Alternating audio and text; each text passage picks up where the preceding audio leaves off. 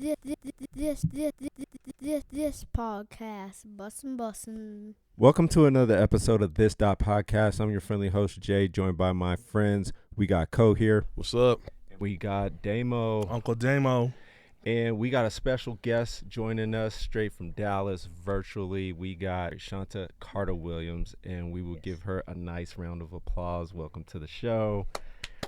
Yes, absolutely. Before we get started, though, Let's talk about where Mike is. Mike, I don't know where he's at, man. Okay. Let's leave it at oh that. no, he got his new whip. He got yeah. the Audi today. Oh, is that what's probably why he's late? So he's out. No, that's not why he's late. But So he's I'm out. gonna give him that. He's excuse. driving slow in the fast lane. Man, he's out there flossing already. I saw him on MLK. He was out there beeping. All what I mean. He saw me because we were crossing. He was like letting everybody know that I seat all back. I see. got my new whip. And Shanta, your sister went to George, right? My sister went to Montbello. She graduated from Montbello, but she went to Hinckley for, I think she went to Hinckley for 2 years. Okay. Yeah. Okay. Yeah. And what year did she graduate from Montbello? 2002. Oh, okay. But we Mike's all what, started 01? out together at GW. Yeah, I know that. Yeah, but I know yeah, Mike is, yeah. because we were talking about Mike. Mike is 01. Oh, one. So I'm pretty sure Mike knows her sister. Yeah, Okay. absolutely. Because he was at Montbello, so I'm sure they rubbed elbows at some point. Yes. So let me give a proper introduction for our guest. She is a Denver native, and she graduated from Montbello High School, moved to Dallas, and earlier, I guess in your life, you had suffered a heart attack, right? And Yes. you have moved past that, and you've been doing great things ever since. Now, I know you're into real estate. Yes. Is that real estate? And I do a little bit of everything. I have multiple businesses. yeah, so- you're like a jack of all trades. You're like that Renaissance woman of the day. You know, I know people probably don't use that term a lot, but you're Yeah, doing everything. I say multi-dimensional. Absolutely, and the Got cool, good English. yeah, and the cool thing about it is you're just doing some awesome things, especially in social media. I would say you've Yes. actually become quite the. I don't know the proper term. I'll say like a TikTok comedian. I will say comedian in general because you've always been funny and had a great sense of humor. But now you have started to build your own platform and become an influencer, especially in social media and being a comedian. So I just wanted to give you that proper introduction of like, we're dealing with a queen that is doing dope things, you know? Thank you. Absolutely. Man, It was a heart attack and a stroke. So I had a heart attack and a stroke 8 months apart. So Ooh. Dang. And when did that happen in your life? 2018, I had a heart attack. June 22nd, 2018, I had a stroke. April 9th, 2019. And talk Jeez. about resilience, Shanta. Absolutely. So shout out to you, man. 'Cause there are so many people in this world, man, who can't, who wouldn't be able to come back from that. So that's awesome. That shouts to you, man. And I think that has to kind of highlight with your personality. You know what I mean? Because from high school, Shanta was always the life of the party. She was always Absolutely. bright. She was always smiling, man. Whenever you was around Shanta, you felt good about yourself, man. She just gave off a great energy, right? Exactly, man. You gave off a great energy, man. So I could see why, but you have that inner resilience to get past things like that. Oh, thank you. Dope, Thank you. man. And Shanta, just I don't know you like James and Courtney. Can you walk us through? Am I a little bit early on that, Jay? No, go ahead. Yeah, we're just having a conversation. Cool. Can you walk us through that like 1 year period of a stroke and a heart attack in 8 months of each other? Yeah, I could. It definitely pulls you up by your lapels. I'll say that. It was not easy at all because I was already, just kind of moving really fast and running and thinking I was pretty much doing the right things in life. Thought I was, exercising, doing everything that I needed to do. Now I do love to eat. Now I won't say I was exercising every day now, but I was doing my best. I wasn't I didn't think I was headed to a heart attack and a stroke. Right. But yeah, so it was really difficult. So when I had my heart attack, I don't think it hit me as hard as the stroke did, because I had a heart attack. The doctors, told me, what they thought had caused it, Mm-hmm. and gave me some remedies, basically like slow down. It may be your job, I don't know if you all know. Where were you working? But I worked for the IRS. So Oh. I had been working. Oh wow. Yeah, so I was working for the IRS. Hence the Kareem connection. Got it. Yes, Kareem connection, Mhm. right? Well, me and Kareem, we go back to Yeah. middle school. Yeah, plus the But bellows. so I was a revenue officer in collections, and just working some high profile cases, and trying to do everything else, be a mother, be a wife, Mhm. operate my business as a nonprofit, and I just was nonstop. And so I guess within right after I had my stroke, I started having my heart attack. I'm sorry. I started having some additional symptoms that I was like, hey, well, I felt like I did everything I needed to do. I slowed down. I had my job adjust my work schedule. I started, less frequently attending events and things like that, and started having some other types of symptoms in between the stroke and the Mhm. heart attack, and was hospitalized within that year. And I want to say went to work on April 9th, feeling pretty good. Had my red suit on. I always tell people how fabulous I was looking. We were getting ready for a town hall meeting, Mhm. laughing and joking. Everybody in my office knows me as ShantaQ, and they know that I'm, humorous, candid, and witty. So I had just been laughing with my boss. About 5 minutes after talking to my boss, um, I collapsed on the floor, and I woke up in Baylor Hospital, Mm. Wow. not knowing who my husband was, not able to tell anybody my name. And then I went through extensive therapy from there. I was incapacitated on my left side. I had a Mhm. cane, a walker. Could not use the bathroom on my own. Could not Mm, shower on my Wow. own. Shit. So it was a lot of difficulty. How long? Uh, for how long? Yeah, like how long did So that that was last? about a year. So that Oh was about a wow. year. Jeez. And I finished physical therapy, speech therapy, and occupational therapy February the 23rd, 2021. Got it. What? Wow. And you're Wow. like you are now? Are you kidding me? That's Yes. crazy, right? So like, give the audience like context, because you are a young woman. Like Yes. when we talk about Very heart young, very, attacks, very young, very absolutely. young, melanated, and vibrant. Absolutely. There you go. We So, must say, please add that. Please so add when we're that. talking about you getting these, when this occurs in your life, like when we say a heart attack, we're thinking somebody that's old and Yeah. is approaching their time. For you, this is all happening at a young age. You have a lot going on, so it's not only it's not really diet. It's just that that constant stress of you being a mom, working, having multiple facets of things that you want to be successful in your life. Like once that happened, kind of take us through like the things you had to do in order to make sure that you had your well-being. Yeah, so one of the things was really identifying the cause. So if I push back to 2012, there were a lot of things that were going on with me physically that I actually was brought to my attention, that I said, hey, these things are going on. And I was talking to doctors, and doctors were kind of like, hey, there's nothing wrong. You're healthy. You're 30 years old.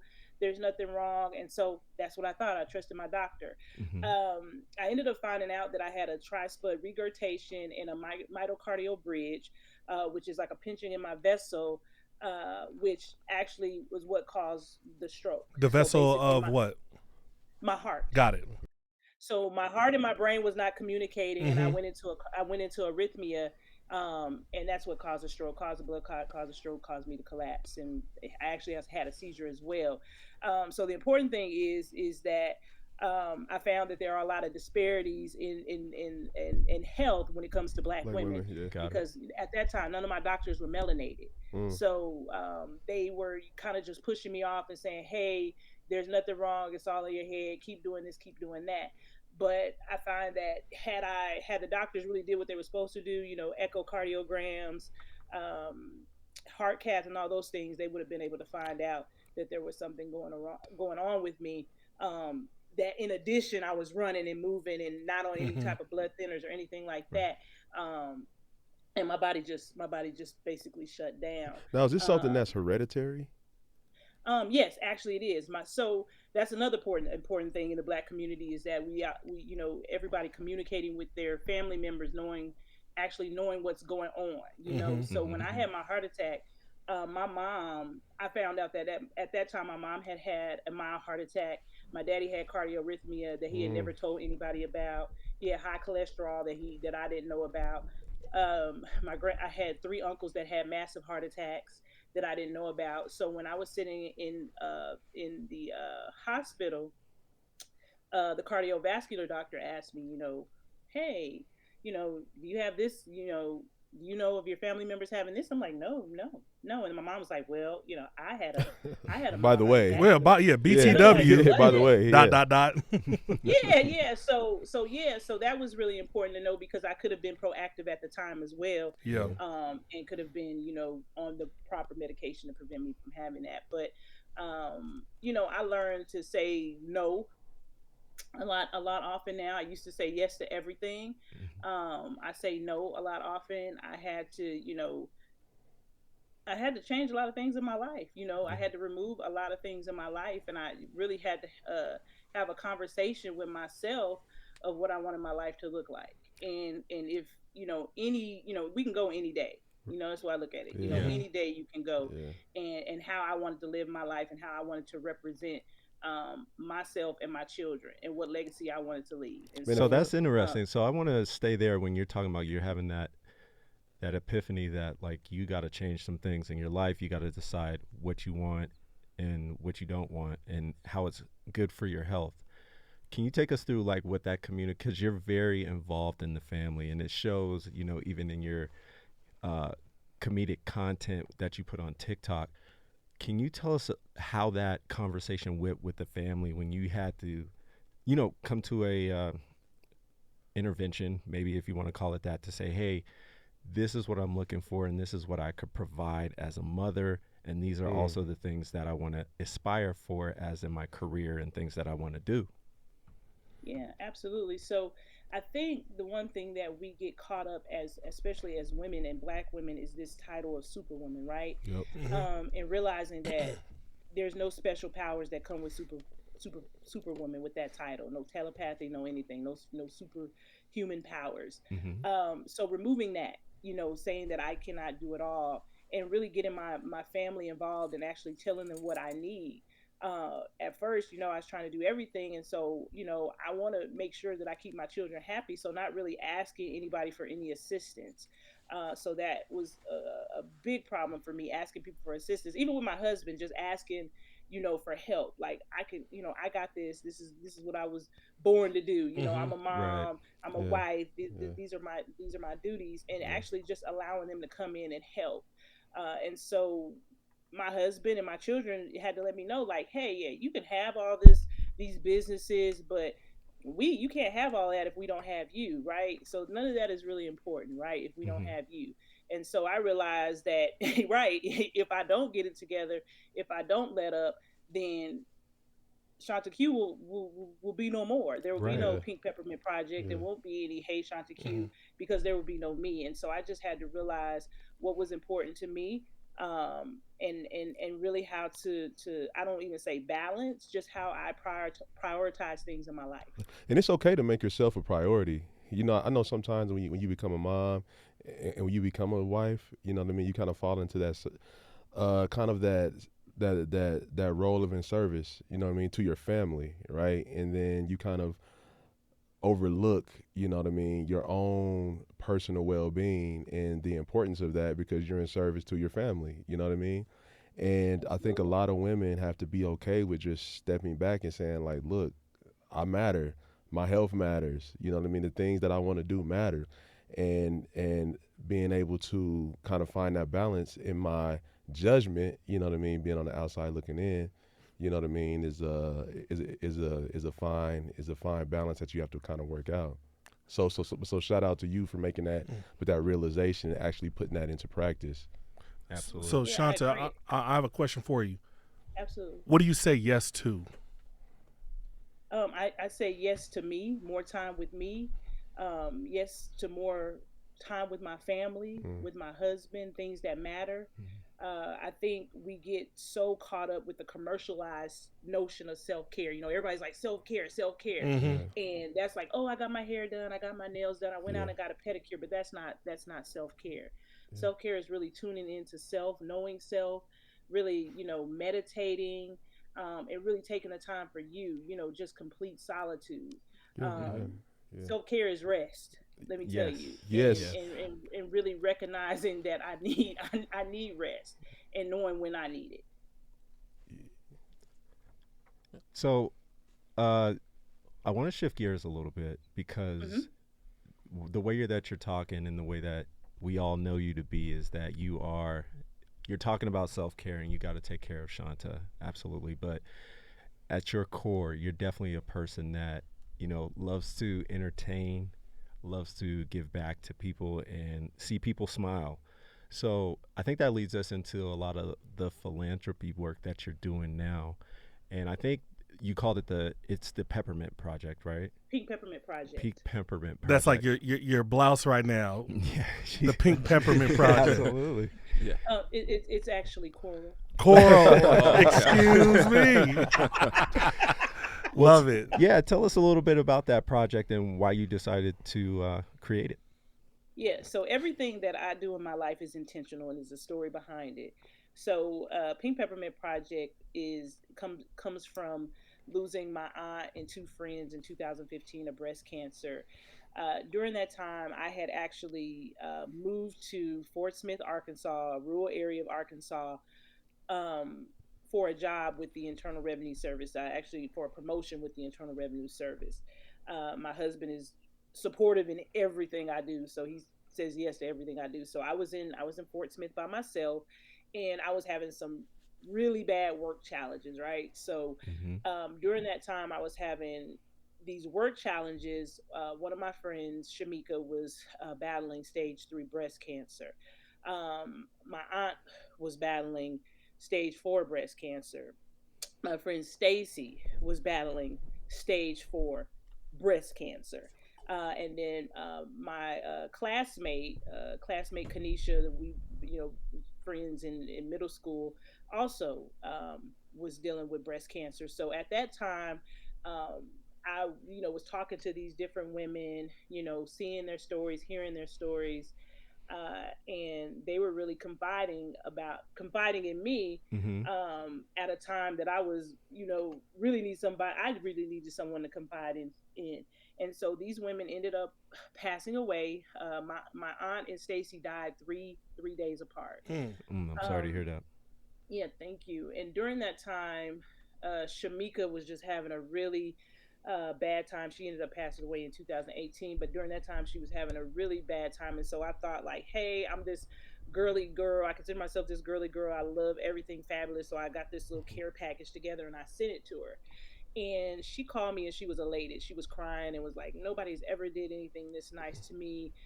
These things, made me feel good as a woman. I feel pretty and all these things. And so, um, my aunt too, I went to see her in the hospital and she just talked about, oh, I feel better than I look. And I was like, well, I've never heard anybody say that. I normally people say, I don't look like what I've been, all this, Yeah. That those was a things. And so, superhero trying to come out, right? yeah, Yeah. right. Mm-hmm. Absolutely. Right. Right. So that there, I wanted to, I started researching, breast cancer organizations in my community. And I saw that there was a gap when it came to services that were being offered to women, whether they were in survivorship or they were actual patients and also caregivers. And I created this event before I started Pink Peppermint Project called GlamCon. It stands for Glamorous Conquer, Mm-hmm. and where we just give breast cancer patients a day to just feel good about themselves, be pampered, and I thought about what that meant, just seeing women, feel good, and being able to love on someone who basically couldn't love on themselves or just didn't have the strength to love on themselves. And remembering a time that I had with my aunt when I went to visit her, she used to have these pink peppermint candies that made us feel, me and my sister feel so good when we went to see her. Nice. And that's how the Pink Peppermint Project started. Nice. So nice. can you give the details for the Pink Peppermint Project? When you say details, you want the mission or you want? Well, yeah, like exactly, anything, just like for the listeners, just so they can, if they want to yeah, so the support. Pink Peppermint Project, our mission is to provide resources, services, and programs for breast cancer patients, caregivers, to motivate, inspire, nurture, and transform. That's what MINT stands for. Mhm. So one of our biggest services is the MINT with Love program, where we send out care packages to women across the country. So far, we've sent over 5,000 care packages across the country. Wow. Nice. All the way to Nigeria, to Perth, Australia. So nice. it is That is a awesome. huge program. We have Yeah. some amazing sponsors: Thrive Cosmetics, Topo Chico. We've had Topo Panera Chico. Bread. Yeah, Yeah, so so there's amazing companies that support us in driving our mission. And then we have GlamCon every year, where we provide free services, what we call functional medicine. So the ladies will get, yoga. There's, we have nurse practitioners that provide vitamin C infusions. We dance. We also talk about serious stuff, clinical trials, research. Doctors across the country come to pour into these women to make sure that they can get through the muddy waters of survivorship. and Nice. so Nice. what does a care package consist of? So our care packages consist of, basically, it's mostly donated items, but there are self care items such as, makeup. A lot of the ladies, when you go through chemotherapy, you lose your eyebrows, you lose your hair.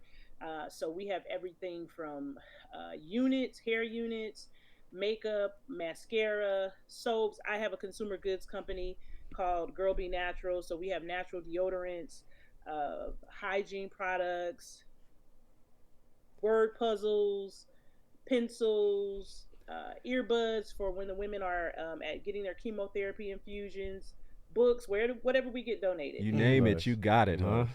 Yeah. Got it Nice. popping. How much over does there. like a care package cost? So the care package would be valued about $150. Got it. Okay. Mm. We only charge shipping. We only charge shipping and handling for it. Yep. Nice. That Nice. is awesome. That's That awesome. is awesome. That's great. I could just tell by the passion and the way that you speak about it, like how much you care and how much it means to you, as far as this project that you got going with the Peppermint Project, and it's really awesome, Shanta. If I had my soundboard right now, I would give you like a round of applause. So I'll put that in later. Well, we can just clap. How about that? Yeah, let's do it. I was gonna say the same thing, Courtney. I was like, Yeah, absolutely. Give you your flowers. Give your flowers. Shit, you deserve them. Thank you. All right, so let's transition now that this is post all these problems that you were having, as far as having trauma in your life, heart attack, stroke, etc., losing family members, and now let's talk about where you're at and the fun things that you're doing. So I'm really excited for you and happy for you, because you've always been that vibrant person. But let's talk about the funny shit that you're doing on social media. Just tell us how that came about and why you decided to just take it on and go in that arena. Yeah, so as you know, I've always been silly, funny, witty, all that. TikTok was not intentional. There was no strategic plan. It wasn't my goal to be a social media content creator. Because it seems like it's more cathartic. Like you just do it to release and just have fun. Yeah, just really to have fun. So we were on furlough. I think we were on government furlough, and my daughter asked my husband and I if we wanted to participate in a TikTok video, and that they would be asking us certain questions. We had to get in front of them, close our eyes, and they would ask certain questions, and they would point to the person that it applied to. And so I did that, and it was fun. And so I was like, oh, I want to, let me look at TikTok. And so I started looking at funny videos and things like that. And at first, I really didn't know my place on there. I was just kind of saw a lot of different funny things. So first, I was talking about, my nonprofit organization. And then I went into, I love to cook. So I was like cooking. And that just seemed like it was too much work. I was like, all right, I don't do this. Is not fun. This is turning into a workout. So, and then there was, I started seeing people do voiceovers. And so I was like, this is kind of cool. So I was just like doing voiceovers and putting them on private. And one day my girlfriend, I was telling her a story and she was like, you know what, you should like tell one of those stories on TikTok. And I was like, really? Nobody care about that. And she was like, no, they're funny as hell. You need to get on there and tell a story. And so I was like, yeah, I think about it. So one night I was on TikTok and there was this now, this apply. I know men, you see women and you know when a woman's attractive regardless if you're married or not. That applies for women as well, right? Absolutely. So, definitely Can I get an amen? Y'all don't have to respond. Look, you saw some meat out there, Shanta. You saw some meat out there, Shanta. Yeah, you don't have to reply. Don't say, just be quiet. Okay. So, you saw a porterhouse steak out there, right? Yeah, wait, yes. So, I was scrolling through and I was like, damn. Did you hit the like button? Are you allowed to? Didn't. Oh, okay. Oh, hit the like button. All right. Tractor trace. Okay. You a sniper. You out there sniping. Right. You do not leave a paper trail. Got it. So I was looking at this well-endowed man, and I was like, so I came up with, hey, I tell the truth. I'm very transparent and authentic. That's why I can't be traced, fellas. Yeah, right. They're a lot smarter than we are. Absolutely. So I thought about it's called. So I thought about in my head, married. When people say married not blind, that's something that my grandma used to always say. I'm married not blind. Right. So I captioned this video, "Married Not Blind," and I'm like looking at this book, and I'm pretending like I'm reading the book, but I'm also it's like a duet type of thing. But I just have this one eye that's moving, looking at this guy in the corner of my eye with the glasses on. The book is backwards, the words are upside down, and it went viral.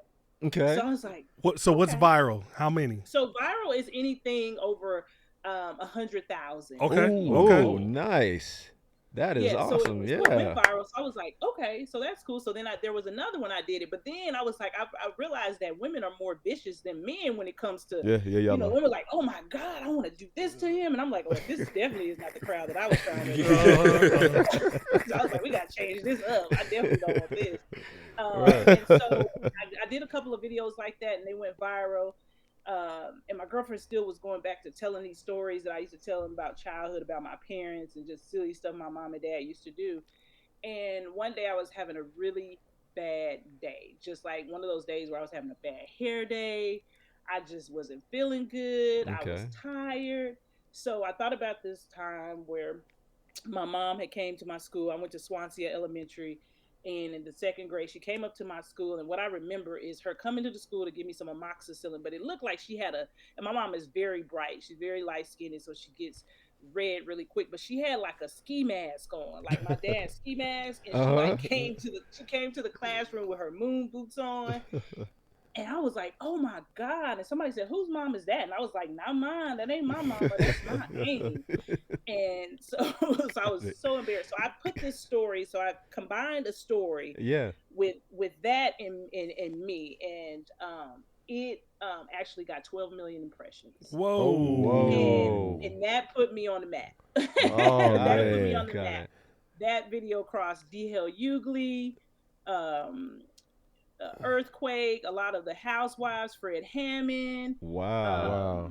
Kev on Stage's manager. So that's when I was like, okay. So is that your? I am funny as hell. I ain't just think I'm funny. No, so, absolutely, yes. Absolutely. So is that your most viral video to this day? Let me see.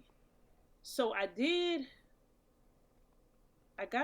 so there's one. I don't think it's the most viral. I'm thinking I got to go back because there's so many. Man, the nightgown one. The nightgown. How about the nightgown? The nightgown one. The nightgown one is pretty high. I was telling James about that last night. About the nightgown? Yeah, no, I saw. No, honestly, I just somehow I got on. Somebody sent. Matter of fact, one of my cousins sent me a video that somebody else did that was your video.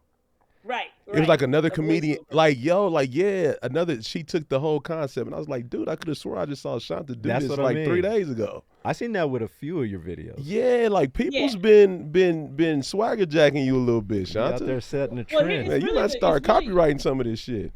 You really, so I think of the voiceovers as favorable because everything leads back to me. So when you go on TikTok, it will be that creator, but it's my voice. So a lot of people will come and say, I had to find who this person is through this creator. So I have some creators that are bigger than me that use my voice, but it still leads back to me. And so people will be like, I had to see who was using that voice. I had to see who that was. Got it. So yeah, it's the voiceovers is fine, when stealing, content and actually just stealing jokes and things like that is a different thing.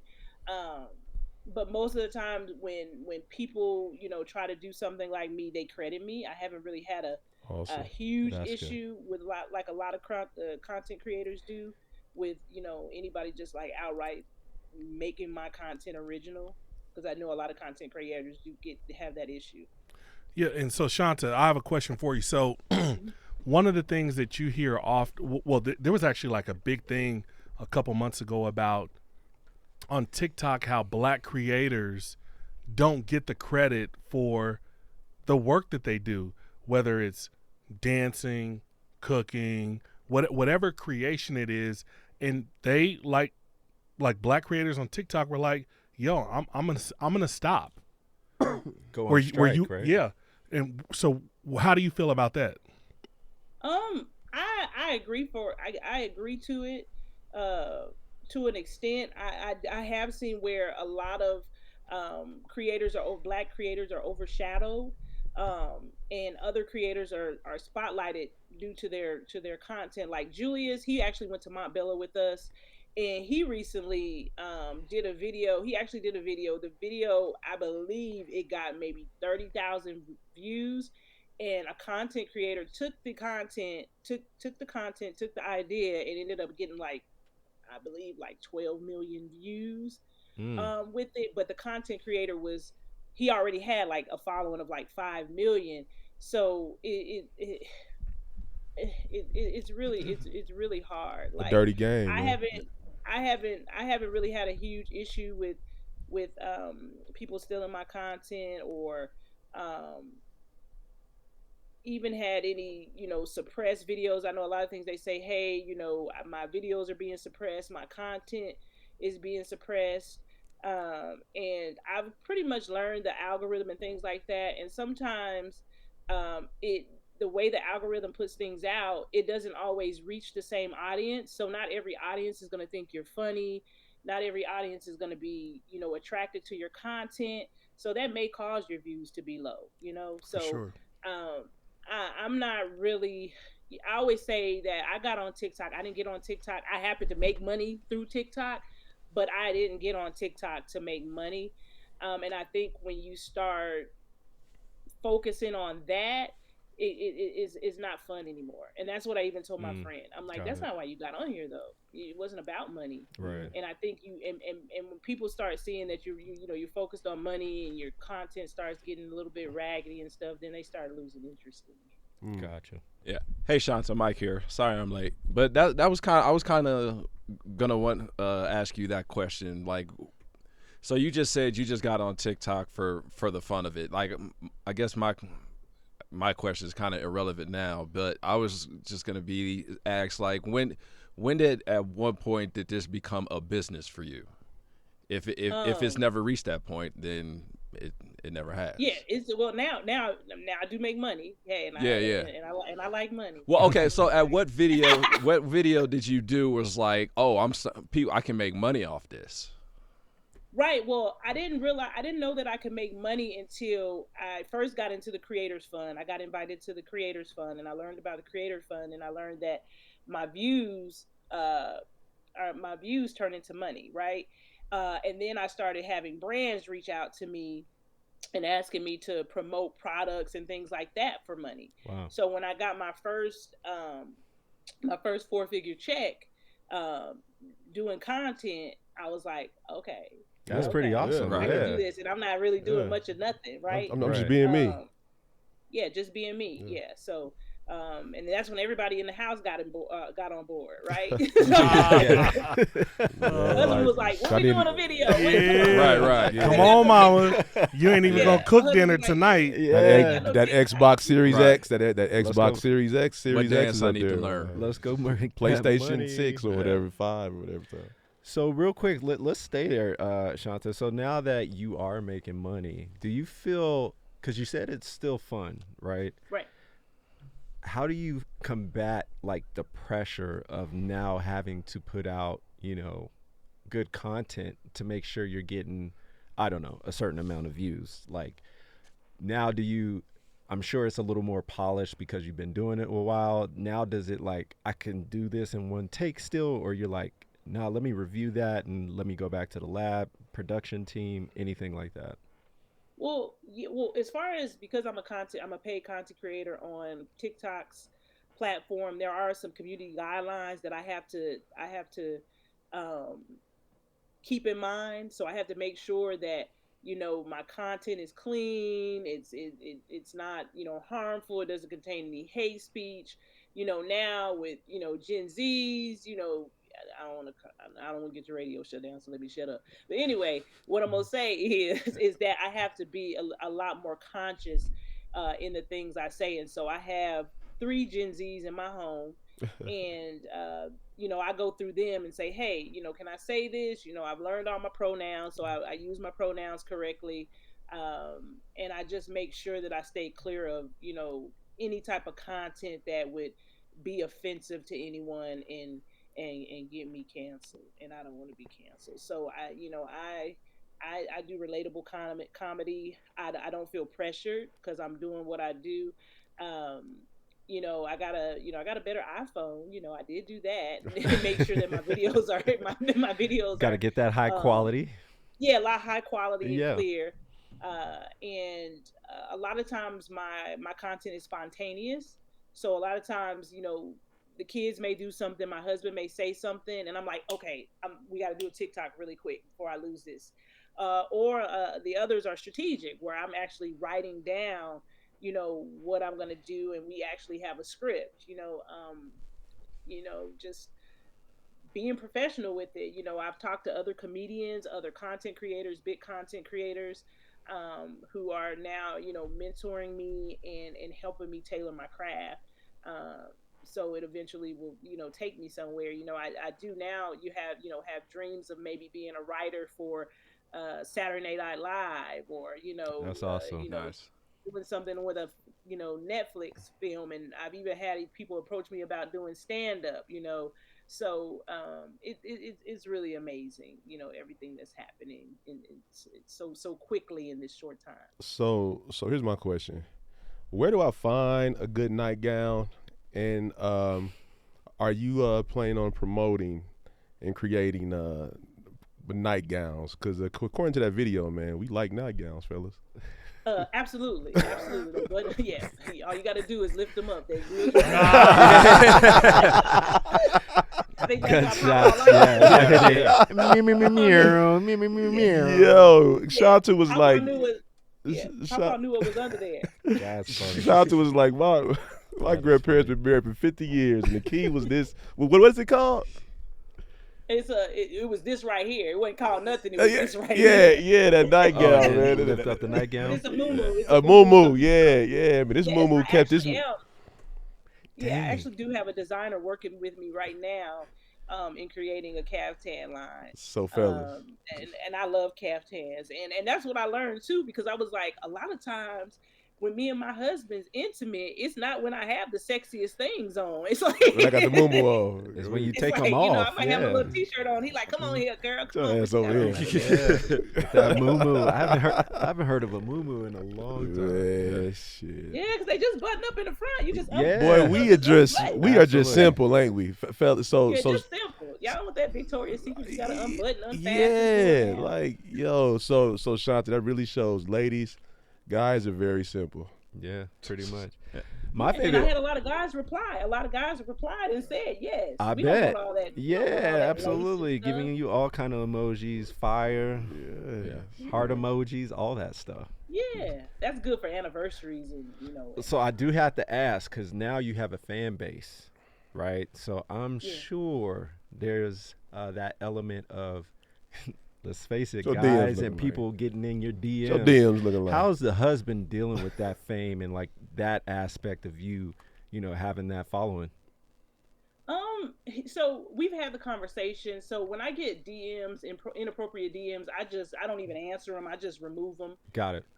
So I don't even, I don't even I don't even, like I said, I don't even entertain it at all. So we've had the conversation about, making myself a little less accessible. Okay. Right. So he was showing me the other day when I was in Celebrity Yahoo, and he's like, this says that this is your picture, and it says that you're a celebrity and you're on Celebrity Yahoo. And I was like, yeah. So he's like, this is how you're going to have to act. You're going to have to be less accessible. And so,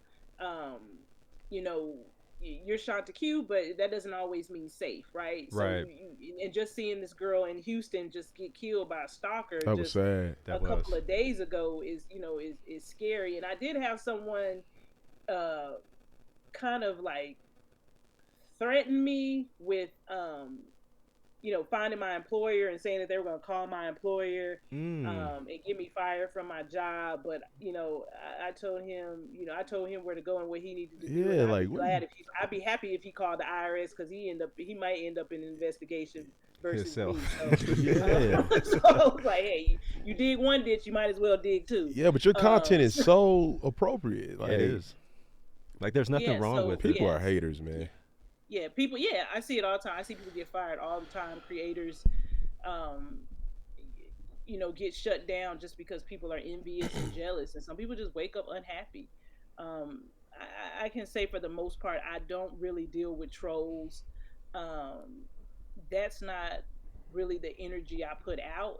Got it. And so I think you are what you exude, and so for the most part, everybody's really nice. They laugh. Sometimes people say silly stuff, or they take the content serious. And then I had to say, like, people do know this is a joke or whatever. People do know this is not real. But then I thought about when I used to watch TV shows, and I get all caught up in the TV show, and I know the TV show is not real, Right. Yeah. but I still get caught up in it. So Yeah. I understand that aspect. But yeah, I've for the most part, everything has really been positive.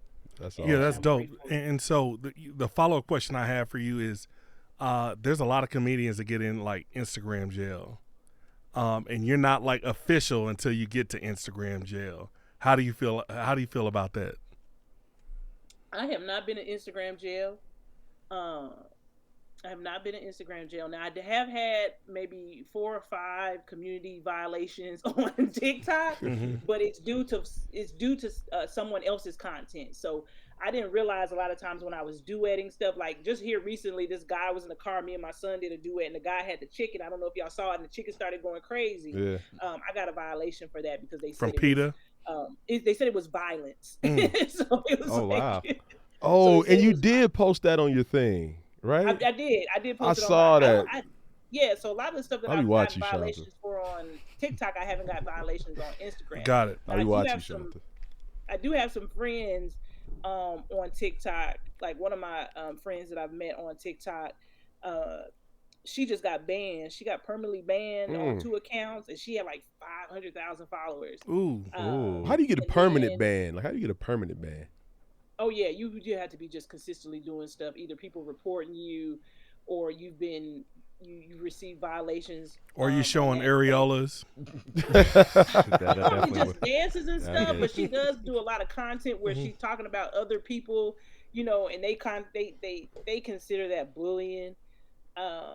But she's got a large following on Instagram, and she's been banned on Instagram. She was banned on Instagram for like 8 days. So Wow. Damn. yeah, I don't do that. I don't do that kind of Comedy. that kind of content. I don't do Or like content. really risque content. Mm-hmm. Just because I have kids and I'm really respectful too, and then I do a lot in the community as well. Yeah. Yeah. So there's still a there's still an image that I have to pertain. And then I actually, work with for my heart and stroke. I work with big pharmaceutical companies, things like that. So Yeah.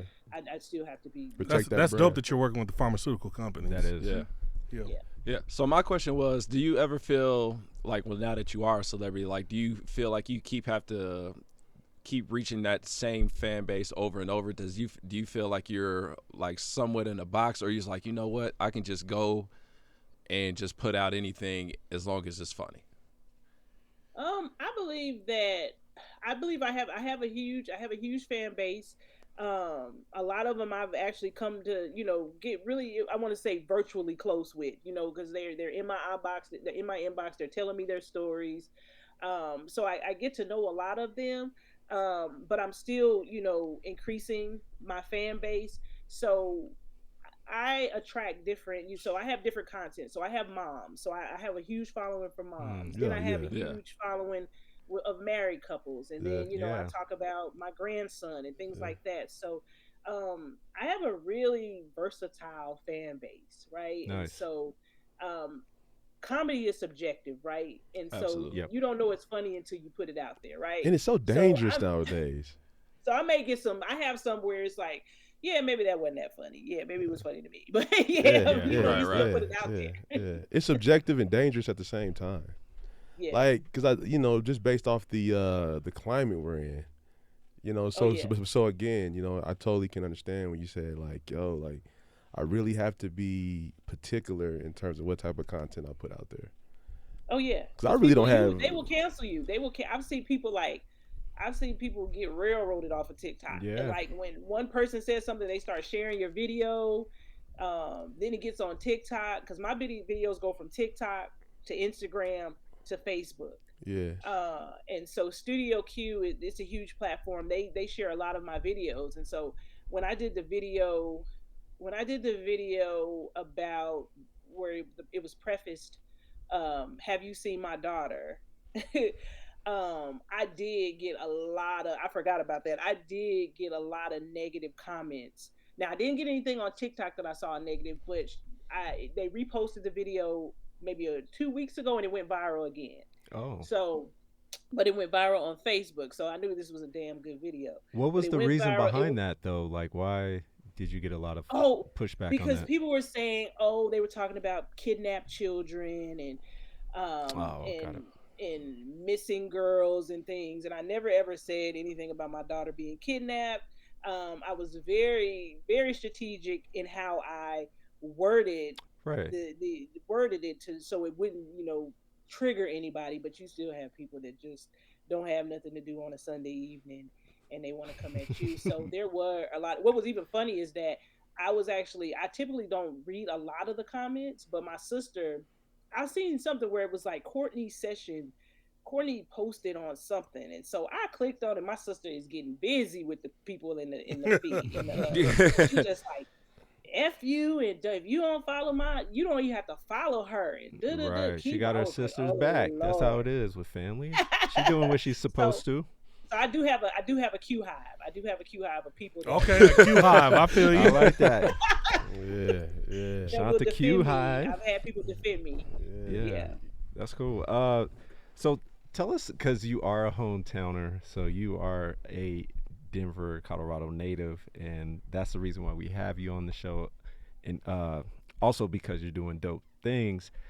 Tell us how that plays into your comedy, and are you thinking about those kind of things of like your roots and how that plays into how you create content? Yeah, I don't think about y'all at all. All right, interview over. Yeah, let's get on out. As it crossed my mind once. No, I have been thinking about, when I was thinking about stand up, and the comedian Michael Sean, he's here in Dallas, and he used to be one of the video jocks on K104, one of our biggest radio stations, and it's nationally syndicated. He had invited me. I ended up getting COVID maybe about 3 weeks ago, and he had invited me to do stand up, to come on stage at one of his shows. Wow. And so I was like, I don't know if I want to do this. I don't Right. know. You know, that's another beast. Stand up is another beast, right? Yeah, So I'm yeah, like, I sure. know I'm funny, but like, oh God, I would never want to get booed off a stage. But they said getting booed is good. You know, all you got to do is make one person laugh, and that's it. But I was thinking about, you know, a lot of stuff that happened. I was writing down different things that happened throughout my childhood, throughout high school, and I was really thinking about this fist fight that I got into in high school, Mm. and I was like, Wow. oh, wow. I'm like, well, yeah, I can do that. This is gonna be funny as hell, but When was this? how are these people that are, you know, these people who are on my page that I know that I got in a fist fight with, how are they going to receive this, right? Right. You know, am I, you know, so um, I've thought about it. I have a lot of content for Denver. It's just, you know, how But let's people test it out actually now, receive it. Shanta. Let's test it out now. Let's tell that story about the fight you got into. No. Put her on the spot. Yo, like, cause I'm telling you, if somebody told me that Shanta got into a fist I fight, couldn't I'm like, imagine who? it. No, not at all. With who? Yeah. Who was Shanta? Courtney, I fought my whole high school year. What are you talking about? Shanta, I never, Shanta, really? Not at GW. I never saw you get in a fight. No, at I never GW. got. Well, yes, I did. I did get in a fight with at GW with a Crip named Larry Johnson, and Dog, That sounds familiar. That's such a Crip name. Larry Johnson. Yeah. his name was Larry Johnson. That's such a Crip that's name. funny. That's funny. That's funny. On the bus. His name was Larry Johnson. Old Crip Larry. What was his affiliate name or his AKA? Do you know? Oh God, I don't even remember. I just knew him. I knew he was a Crip. I remember Patient Baker and April Dimon and Keisha yeah. Holiday trying to convince me not to fight him Keisha and because he was a April. Crip and that my house might get shot up if I fight him. But this young guy spit in my face on the bus. Oh. Come on. Yeah. Those And, Montbello what's roofs really just wouldn't let you interesting is that, walk away. What was Yeah. interesting about that fight is that he asked me after he came out back from school, he asked me if I wanted to be part of their gang. So that Oh, baby. So just you, tells you the effect that So in has other on words, someone. she put in work. So in other words, you're a Crip. Right. no, gang, Honorary. no. Honorary. Honorary Crip. Honorary. Okay. You're no, not honorary. She's official. Yeah, that was her Yeah, initiation. Yeah, Yeah, because for whatever that him, means. for him to come back and be like, "Yo, do you want to be in You the want to gang?" be in the gang? Because he And must Shanta- have handled hey. business. Shanta was like, yeah. maybe. No. Yes. Absolutely. Hey. No. So have you? I ran Hey, track, Shanta, I have a so I question wanted- for you. Do you know who Blood Cuz is on? He's a comedian. His name is Blood Cuz. Is he the one that does the roller skates? No, but anyway, like if you don't know him, it's cool. I'll send him to you. But like Okay, that's what I okay. visualize you being like in the middle of being a Crip and not a Crip. I'm gonna have to look that up. No, I'm gonna send it to you. His name is James McCohen. Blood Blood cuz. cuz. Yeah, I'll send it to you on Instagram. Okay. Yeah. Dang, Shanta really Got in the fight. set the tone with the Yeah. Crips to be initiated. So I do it. That Oh. was my 10th grade year when I was at. That's George, impressive. And that was the only time. But Shanta, you are a Montbello, Crip. I got in a lot of fights. I really didn't have. It wasn't a great experience. A Crip that wears coral. Yep, we're on it. The coral Crip. That's what we're gonna call Shanta. Hey, so question for you. There's a lot of girls, women, black girls, black women that want to be content creators. Mm-hmm. Give a couple nuggets to them. Yeah, I always say, show up as your best self, be authentic, be consistent, and you'll grow. You know, I think a lot of people get caught up in wanting to be perfect when they become content creators, and not really finding their place. You know, when I got on, I didn't have a place, but I was really consistent. Right? What I is was really consistent? Just continuously putting out content. You know, great content, whether it's great or not. You Mhm. know. How many posts in a Yeah, week? but like what's the frequency? Yeah, how many posts in, let's say, a week? So it's going to be different for everyone. So for me, I do maybe 2. I don't. So on Instagram, I think I might post once or twice a day. Whoa. For TikTok, I might do 2 to 3 times a day Ooh, content. Wow.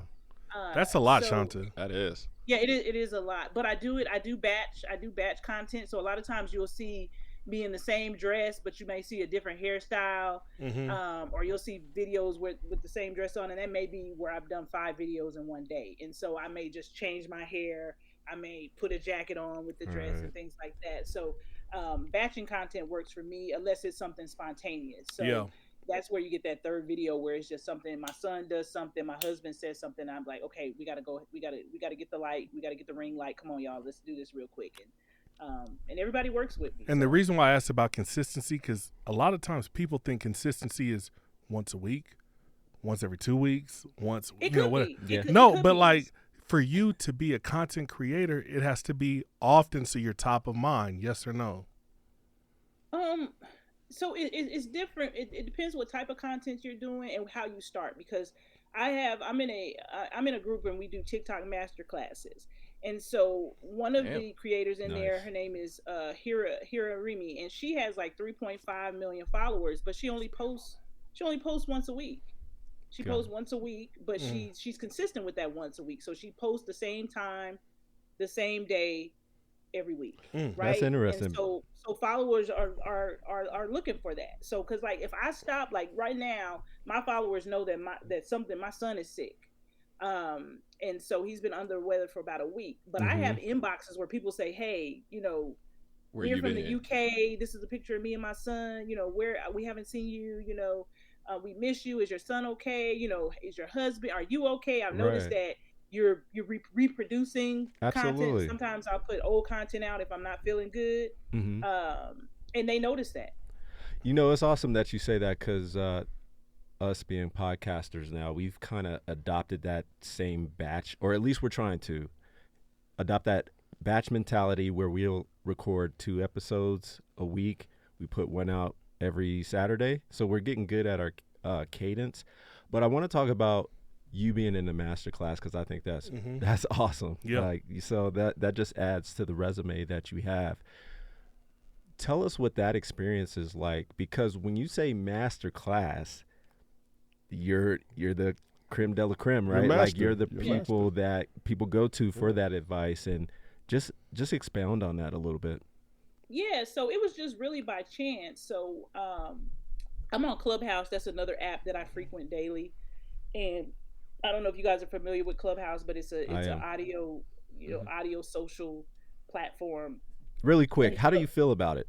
Because I'm mixed about it. You know, now it's like it has its pros and cons, right? Okay. So, you know, for me, when I first came on Clubhouse, I was on there because I was seeking out VC, you know, I was looking for VC funders, right? Right. And so I had a goal, right? And then when I found out that all these people were just, you know, all these coaches were like fraud and, you know, a lot of talk, no action. A lot of talk, no action. And then, you know, me going into my investigative, you know, acting like I'm an IRS, you know, revenue agent, you know, started finding out and digging like, well, these people don't got, I got more money than these folks. No, I agree. I think it's lost its luster now that the pandemic is over. Luster. Yeah. So now I just go on there for like, it's Love and Hip Hop. Okay, so I'm sorry to deter you from the master class. The master class is on Clubhouse, right? So so I found it by chance, and really I was in the audience, you know, as a listener, you know, as a student, and one of the content creators, you know, read my bio, you know, looked me up and was like, hey, I think you can add value to this group, and so. The group is run daily. I'm not in there every day. I try to be in there as much as I can, but it's really just to add value and to help other content creators and answer their questions when it comes to TikTok and the algorithms and how to be successful on there. You know, that's because awesome. everybody is trying to find their place, and one person will see one person doing something, and it'll automatically make them think that they're doing wrong. So they'll get discouraged, and that's not what it's about. It's really a technique. When I came on there, I was like getting 20 views. You know, when I first started, it was 20 views, 100 views. Moved up to 2,000. But that wasn't my focus. It was just really going on there being fun. But other people, their businesses, they want to be strategic. So people are on there to make money. They have businesses. You have investors. You know, TikTok used to be dancing, but it's not about dancing in that now. It's about educating, and that's where the platform is moving to. More education, more more teaching. So just really finding your audience and your niche and learning how to move within the app to make money. Nice. Nice. Well, I'll say so real quick, because I think now that you're doing this and you're in this creator space, and I kind of try to do this with my crew, us here, and I don't want to say my crew, I think you're learning a lot just being a content creator, of like probably finding your voice, learning how to be in front of people, present, and things like that. And I think you're learning so much that you can just carry to your profession in other aspects, and it probably gives you a lot of confidence. I think I would like to have that same thing happen here for the podcast, even though, we want to have fun and have conversation. It's kind of like learning how you can be better, be a better facilitator, interviewer, think of questions to have, interaction, and things like that. Has it helped you in that aspect of like you being better at the other job, or vice versa, like what you did prior made you better in this content creator world? Yeah, because there ain't no other job right now. Right. Yeah. Yeah, well, I get a retirement check every month, so yeah. So Yeah. I work Yeah. so, No, yeah. And we're absolutely. about to talk about that. Yeah. Yeah, so I was a revenue agent for the IRS and a revenue officer, and so I had to be in the face of executives, CFOs, from large companies here in Texas, and so being able to be an authority figure, Mm-hmm. and knowing how to converse from different people, different backgrounds, just knowing the semantics of communication has really, really helped me. Also being a nonprofit leader, talking and, hosting a large event, one of the largest beauty events for breast cancer here in Texas, Mm-hmm. being the face of that and having to stand up in front of hundreds of people, and even being on a platform. I spoke couple of months, maybe 6 months ago, at the University of San Diego. Okay. Being able to speak for hundreds of thousands of people. So yeah, so that it all has helped me. I've been in pitch competitions, so Right. all that has helped me just be able to get in front of people, and it's really easy with TikTok because you do the video and you decide whether you want to post it or not, right? So Right. it's not really being about being perfect, where it's not like here I'm talking to you all, and so I'm kind of trying to grasp what I want to say, because I didn't look at any of your questions. I don't do that. I don't look at, when people send me questions, I don't look at them, because then I don't want to sound rehearsed. But but yeah, so it's helped me a lot. Got it. What does it take to be great? Great Just question, Amo. Be me. No, it takes, for me, it's who I am. So I'm very resilient, determined, just really believing in yourself, and moving away from that word humble. Mm-hmm. Not being not trying to make others comfortable around you. There was a time where people would tell me that just being in a line of business that I'm in, that I would have to act a certain way, and I had to move a certain way. And then when I learned that I could just be myself and be authentic to who I am, that's what makes me great, right? So, I thought about it when my husband says, well, I'm sure, this pharmaceutical company looked up who you were before they reached out and decided that they wanted you to be on their campaign. And if you are always you, people don't, people know what to expect. But if I'm showing up differently here and there, then that's when people get confused. So what makes me great is that I'm me. I'm what do they say? What do they call me? Beautifully, I'm beautifully and wonderfully made. Yeah, exactly. Unapologetic. Unapologetic. I'm unapologetic. I love Unabashed. myself, and you can see that, and I don't care what people think of me. Yeah, That's awesome. I think that's what makes me great. I just have one follow-up question. We all have like saboteurs that tell us we can't do something. what's on your shoulder that tells you you can't be great? And how do you work through it? You know, I have to be truly honest. I don't have anything. My husband sometimes says he wishes that there was something on my shoulder that tells me. Yeah, like where's the doubt? Like where's where's the the doubt, doubt? Shanta? Yeah, Like, I love where's that, the doubt? Courtney. Where's the doubt? My husband speaks to this so great is that, you know, I'm gonna do what I want to do. Mm-hmm. You know, and I've had people tell me, "Oh, you're doing too much. You're not. You know, you need to do this and you need to do that." And I always say, "Hey, somebody was telling me I'm doing too much is not doing enough, right?" Yep. And so, for me, I'm constantly thinking. I'm constantly, you know, looking for ways where I continue to glow up. So I really don't have anything that is stopping me. You know, now as far as, you know, my health and things like that, you know, that may be, you know, That's fair. the tiredness sometimes comes over me to say, hey, you need to sit down. Yep. You know, you need to sit down and you need to rest. But as far as my goals and my dreams, I am pushing till I'm. Hey, I'm shout out to you, Shanta. Yeah. Like, that's And if great. I can, Clap right and if there. I can give you, if I can just give you, you know, more flowers, Shanta, I think you saw doubt in your life and you overcame it, and then now you put it to the side. Persevered. Yes. So the doubt comes from, you know, when you have a heart attack, that's doubt, right? When you have a stroke, that's doubt. When you have family members who suffer from breast cancer and actually died, that's doubt, right? But you came out on the other end of that, right? So coming out of on the other end of that, dog, you defeated doubt. Because you had every opportunity in life to doubt yourself, but you persevered through that. So when we talk about humility, it's humility in telling your story, not dimming your light and saying that you can't do certain things. And that's just us from the show giving you your flowers because you deserve them. Because there's people in this world, yo, who has been through far less, right? And they make it out to be like this monumentous thing. But the responsibility that's on your shoulders, that, dude, you set a extremely high bar. You know, so I know whenever you speak to your kids, you're like, dude, come on, man.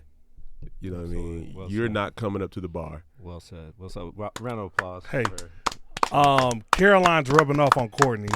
Why you say that? Hey, that boy went to church on it. He did. He's been like- going to service. Yeah. I see it.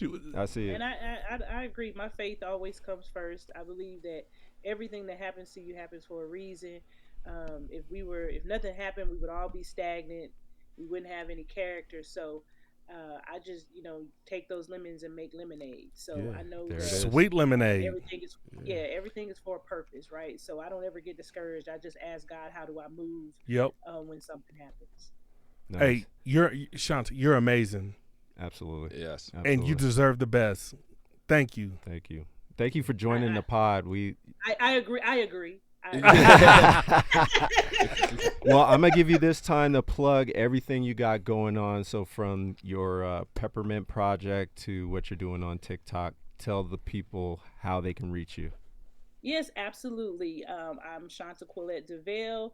I run a nonprofit organization. If you want to contribute to that organization, you can always go on our website at www.pinkpeppermintcares.org. Find out how you can be part of our organization, whether that is volunteering or donating. If you need any type of business services, you can reach me at www.sqdevale.com. And if you are someone who is in need of self-care, I do have a consumer goods company called Girl Be Natural. I'm a manufacturer and formulator. You can go to www.girlbenatural.co. You can reach me on YouTube at Hey ShantaQ. You can also reach me on Instagram at Hey ShantaQ, and then TikTok, Hey ShantaQ TV. I'm gonna plug the This.podcast. You can find us on IG at This.podcast, on Twitter at ThisPodOfficial, and then on YouTube at This.podcast. And you never stumble upon the unexpected if you only stick to the familiar. So go out there and change it up, like my girl Shanta, or my lovely queen Shanta, and keep it going. So Hey. thanks again for joining the show. Thank you. I'm so glad Kareem did this. Absolutely. Yes. Oh yeah, and shout out to Kareem. He actually produced this entire show. This podcast, bussin'.